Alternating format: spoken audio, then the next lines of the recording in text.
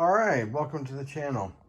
This is Cooking with Dick, and today we are cooking chicken wings in the air fryer. I've already taken these out of the packaging. They were from Whole Foods, I believe, some organic chicken that I wanted to try out. The price wasn't too terribly high. I usually get Perdue wings when I cook chicken wings or smoke wings, or put them in the air fryer where they crisp up really good with that convection. Anyways, so I'm gonna do a rub or a marinade that I haven't done in a while, which just is a little bit of kosher dill pickle juice. It was about roughly 3 tablespoons, and I already tossed, and they're pretty much coated in the dill pickle juice. And as you can see, there's not really too much brine, a little bit left down in there, but they're gonna sit in a bag and marinate. So I'm using some pretty basic stuff here today. This is an amazing garlic and herb seasoning. I found this way late in the game at Costco like three years ago, and it goes on so much of my food. Turkey, chicken, I'll put it on beef, but we eat a lot of chicken in this house. A lot of grilled or smoked chicken breast. That's one of my go-tos. I can cook chicken about 9 million ways, and so this is my go-to. It usually is my base. Sometimes I'll use just like some SPG, salt, pepper, garlic, and this mama as well. Just, you know, maybe not quite as much, but a lot of times that's my base. There's I think a little bit of salt in there. Anyways, they're not sponsoring this. They have nothing to do with this, but I just think it's an amazing rub. So I'm just gonna generously throw in a bunch of this garlic and herb seasoning, just like so. And today I'm also gonna just lightly put a little bit of a barbecue rub that's got some sugar, some paprika, one that I really like, and then I'm just gonna come back over it with some smoked paprika, if I can say that right. Paprika. Another thing that kills me is so many people on YouTube pronounce cumin wrong.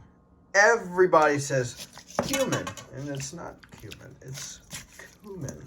So anyways, there's a lesson for you. Anyways, so I'll just mix this up, and then I'll be right back. Bye. Okay, so I've lightly, I tossed them around. I added a little bit more of the garlic and herb seasoning, barbecue rub, and smoked paprika, and then just tossed it around a little bit more until I got the color that I want. And this is perfect for me. I also don't want to over season. I'm just going to take them and put them in the bag. And the most important part will be getting all the air out of this bag. Air is always your enemy as soon as you open anything. Some companies will kind of cheat you and give you packaging that compromises that. So anytime we get deli meat or something that isn't in good packaging, or cheese, we always grab the saran wrap. Saran wrap tin foil. Should probably have stock in both of those for as much as we use.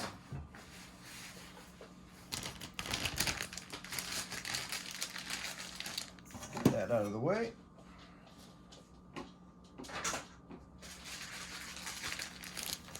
And then let's do it like that. Try to get as much of that air out. Put it on my side like that, and go ahead and close it up. And we're going to put that in the fridge probably for a couple hours. I'm going to eat this for my lunch. I usually fast until about noon or 2 p.m. And then I'm going to eat this probably with some fruit and vegetables. But anyways, that is it, and then it'll go in the air fryer. All right, we're back with more of this recipe. Same host, different accent. So anyway, here we go. I put them all in there, spaced them evenly, so they got good airflow, good distribution with the fucking chicken. I might have to bleep it out for those light-hearted folk. Anyway, so in it goes. Some people, sometimes they turn it halfway, but I'm not going to turn it this way this time. 20 minutes on roughly around 400 degrees will be perfect. I'll probably look halfway through and make sure they're getting cooked well, not getting too charred. If it is, I'll throttle back the temperature. Anyway, we'll be back when this is ready for eating, so you can see the final product, and I'll give you my evaluation of the recipe with the dill juice, the dill pickle brine, and the other seasonings. Oh, there's a squirrel out my window. He probably wants to eat me chicken. Well, you can't have any. You can't have any meat. How can you have any pudding if you don't eat your meat? Alright, signing off. Alright, everybody. So we're back. I'm going to take them out here so you can see them. We're going to plate them two different ways. Those look done as a mofo.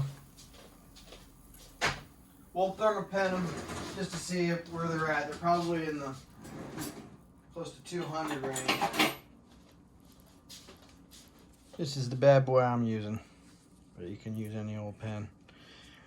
Gotta have one for steaks and chicken, all that stuff. You don't want to overcook anything. Poultry, 170 is just climbing. Plus,